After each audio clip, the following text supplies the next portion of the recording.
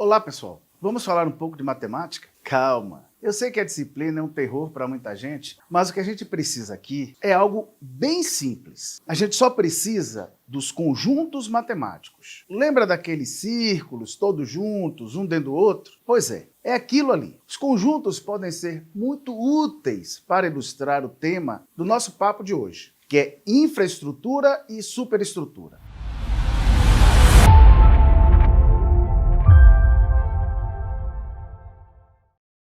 Conceitos que podem nos ajudar a compreender a organização de uma dada sociedade. O nosso conjunto geral nós chamaremos de sistema. Portanto, este passa a ser entendido como uma abstração, uma forma analítica de perceber fatos concretos. Dito isto, vamos mentalmente desenhar aqui o nosso sistema. Dentro dele, colocaremos os seus elementos, que nós vamos chamar de estrutura, entendida agora como a forma pela qual se articulam as partes de um sistema. Formas relativamente permanentes. Eu digo relativamente, pois nós sabemos que tudo, absolutamente tudo, se transforma o tempo todo. Vamos então dividir estas estruturas em duas partes: infraestrutura e superestrutura. Chamaremos de infraestrutura a base da produção material de uma dada sociedade. Ou seja, é como está organizada a produção dos meios necessários para a sobrevivência humana. Em outras palavras, como está organizada a economia. Entendendo aqui que os meios de produção dizem respeito à matéria-prima, que geralmente é fornecida pela natureza, instrumentos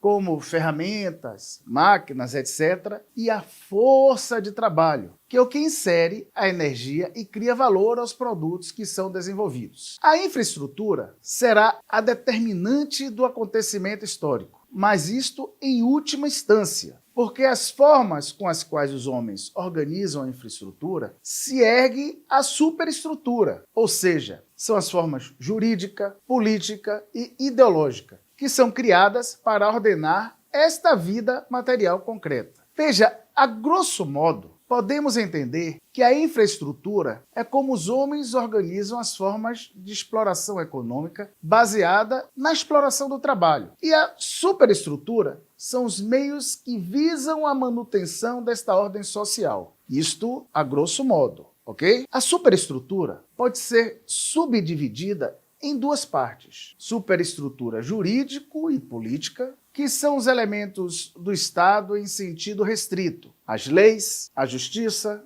o exército, o sistema penal, os governos, os parlamentos, etc. Mas tem também a superestrutura ideológica, que é composta pelas ideias, pelos costumes existentes em determinada sociedade, pelos aparelhos e instrumentos, sejam públicos ou privados, que servem para divulgar essas ideias e costumes. Aqui se erguem as formas religiosas, as lógicas de comportamentos éticos que incutem os valores, etc. Evidentemente que estes valores não são permanentes, estão relacionados a cada sociedade e a cada tempo histórico. Marx e Engels já diziam que as ideias dominantes são sempre as ideias das classes dominantes. Mas como se relacionam a infraestrutura e a superestrutura? Engels respondeu a esta questão na sua carta-resposta a Bloch. Nesta carta, Engels respondeu à crítica de que ele e Marx reduziram tudo à economia, ao definirem que a infraestrutura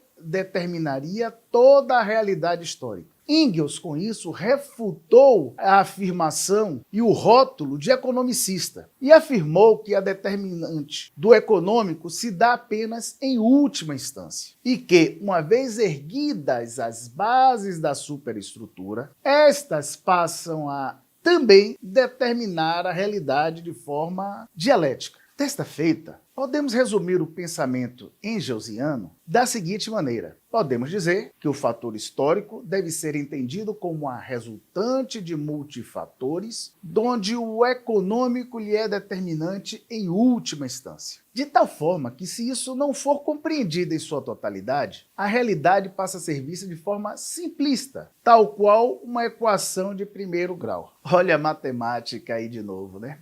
Mas as equações de primeiro grau são mais tranquilas, se bem que aqui nós estamos tentando fugir delas. Então, há uma determinação em última instância da infraestrutura, mas existe também uma relação de reciprocidade dialética entre a base econômica e as superestruturas. A infraestrutura também é influenciada pelas superestruturas. Então veja, dito desta forma, os sistemas sociais resultam de arranjos ou arrumações entre a infraestrutura e a superestrutura. Assim ficou mais fácil, né? Então, agradeço pela atenção e até o próximo vídeo.